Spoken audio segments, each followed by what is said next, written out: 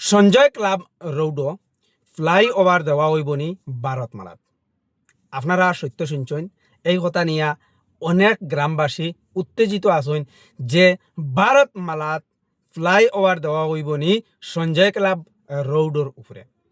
তো এখানেও গ্রামবাসী অত্যন্ত জোর চালাইতরা যে একটা ফ্লাইওভার যদি হয় তাতে গিয়া অনেক সেভ আই যাইব। আর বর্তমান অবস্থায় যদি এখানে ফ্লাইওভার না দেওয়া হয় তাহলে অ্যাক্সিডেন্টের সম্ভাবনা অনেক বেশি। যেহেতু আমরার এই এলাকাত কমরুল ইসলাম রোড একটা, সঞ্জয় ক্লাব রোড একটা, ডুফি স্কুল রোড একটা, মানে তিনটা সংযোগ রোড আছে। যেমন ধরো আমরা যেভাবে কই লিং রোড, সেম এই বাবদ তিনটা লিং রোড আছে। এই তিনটা লিং রোডের মাঝে সবচেয়ে বেশি পেশার যে রোডও পড়ে এই পেশার আলা রোড ওইলগি সঞ্জয় ক্লাব রোড, যেখানে স্থানীয় মানুষ বসবাস যারা খতরা এই রাস্তায় যাতায়াত করেন প্রায় 7,000 পরিবার, অনুমানিক 7,000 পরিবার স্থানীয় মানুষ। এরপরে আমরা এখান থেকে দেখতে পারি যখন রাইতে নিশায় গাড়ি চলাচল করে, অনেক গাড়ি চলাচল করে বাইরা গাড়িও, যেমন ধরেন আপনার আত্মীয় স্বজন, আমার আত্মীয় স্বজন, আপনার এখান থেকে কোনো মাল আপ ডাউন করা ওর এই সমস্ত গাড়ি আসা যাওয়া করে প্রায় গাড়ি। আর মেইন পেশার হইল এই অনুমানিক 7,000 পরিবারের যাতায়াত এই সঞ্জয় ক্লাব রোড। তো এখান থেকে যারা আম মানুষ, সাধারণ জনতা, এরা দাবি তুলছেন এখানেও একটা ফ্লাইওভার দেওয়ার লাগিয়া। তো কতটুকু পর্যন্ত সাকসেস হইতে পারবা তারা এই দাবি তুলিয়া? আমার মনে হয় এটা ভারতমালা, এটা সাধারণত কোনো স্টেট গভর্নমেন্টর কাম নাই, এটা হইল গিয়া সেন্ট্রাল সরকারের কাম। তো সেন্ট্রাল সরকারের কাজও সাধারণ মানুষে 2-4 জন 100-150 মানুষের দাবি তুলিয়া এই দাবিটা কাজও লাগতো না। হ্যাঁ, সাধারণ মানুষ জনগণে চাইলে সব দাবি পুরা করিয়া দেন সরকারের তরফ থেকে, তবে 200-400 মানুষে এই দাবি তুলিয়া কাজ হইত না। এখানেও যে 7,000 পরিবার আছেন, এই 7,000 পরিবার সবর এখানে অসুবিধা ওরনি এই ফ্লাইওভার না দেওয়ার, এটাও কিন্তু বিবেচনা করতে লাগবো। কারণ আমি দেখি আর এখানেও বেশির অংশ দেখা যায় যে রোড অ্যাক্সিডেন্ট, যেহেতু গ্রামবাসী একদিকে সব কিছু জানা নাই, দ্বিতীয় দিকে হইল গ্রামের মানুষ অনেক অশিক্ষিত মানুষ থাকেন, এরপরে অনেক অবুঝ মানুষ থাকেন। হঠাৎ করিয়া এই রাস্তা গ্রামে দিয়ে যাওয়ার কারণে অনেকে এই বয়ে পাইতরা যে সবর জানা নাই রোড ব্যাপারে, তার কারণে অ্যাক্সিডেন্ট বেশি হইব। হয় আমি মরতে পারি, আমার পরিবারের আমার ভাই মরতে পারে, আমার বাচ্চা মরতে পারে, আমার আত্মীয় স্বজন এখানে অ্যাক্সিডেন্ট হইয়া মারা যাইতে পারে। এই বয় কতরা গ্রামবাসী, যারা গ্রামবাসী এই বয় করিয়া তারা দাবি তুলিতরা যে এখানেও একটা ফ্লাইওভার দেওয়া অত্যন্ত জরুরি।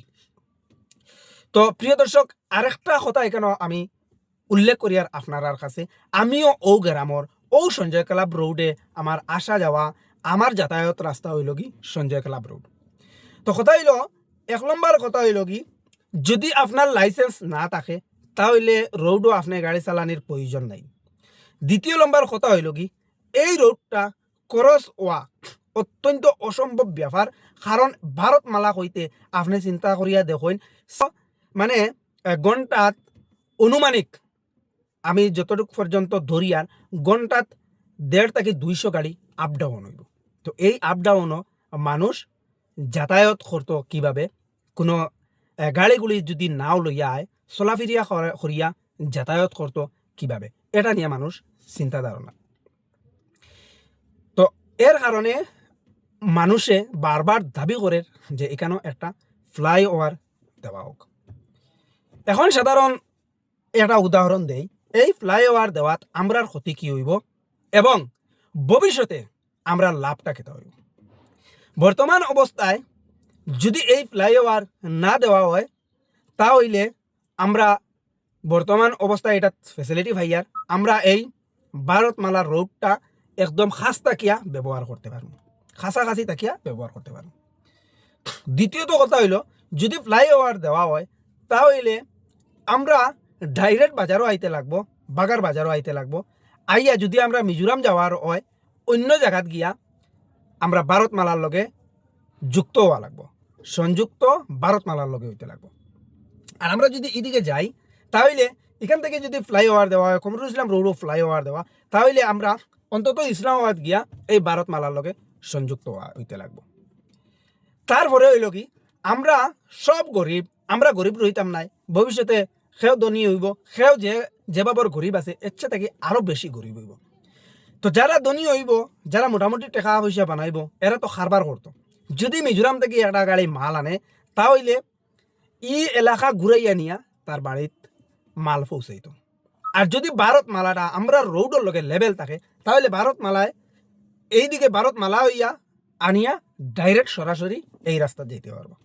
তৃতীয়ত কথা হইল, যদি ফ্লাইওভার না হয় তাহলে আমরা লাভ হইব যেখানে ফ্লাইওভারের লগে আমরা রোডটা আইয়া সংযোগ হইছে সেই জায়গাত যদি ভারতমালাত না হয়, তবে আমরা এই সংযোগ যে রাস্তা আছে আমরা লিং রোড হইয়ার, এই লিং রোডর যে মুখামুখি ওয়ার যে জায়গা, এই জায়গার আশপাশে গরিব মানুষে হইয়া কোনো কিছু বেচা কিনা করতে পারবো। যদিও ভারতমালাত না ঢুকিয়া করে, তবে গ্রামের রাস্তা যেটা আছে এই রাস্তার মাথায় দুই সাইডে মানুষ বইয়া বেচা কিনা করতে পারবো। 3 নম্বর কথা হইল, যদি এখানে একটা ফ্লাইওভার হয়, আশপাশের যে জমিন যেগুলা আছে এই জমিনগুলা একদম কম দামি হয়ে যাব, এই জমিনগুলার দাম রইত না। তো অনেক দিকে আমরা বিবেচনা করিয়া দেখি আর যে ফ্লাইওভারটা আমার মতামত হইল না হওয়াটা বালা। কারণ এই আশপাশের জমিন আলাইন তো যে বালা হইব এলা কোনটা নাই, আমরা গ্রামবাসীর লাগিও বালা।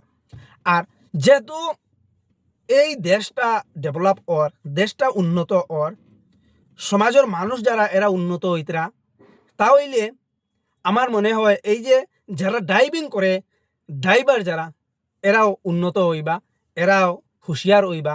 আর অ্যাক্সিডেন্টর সম্ভাবনা যেটা আছে এটা তারা যদি হুঁশিয়ার হয়ে যান কমিয়ে আইব। আর একটা কথা হইল গিয়া, এখানেও ফ্লাইওভার দিলে আমরা যে সব বাঁচি যাইমু তা নয়।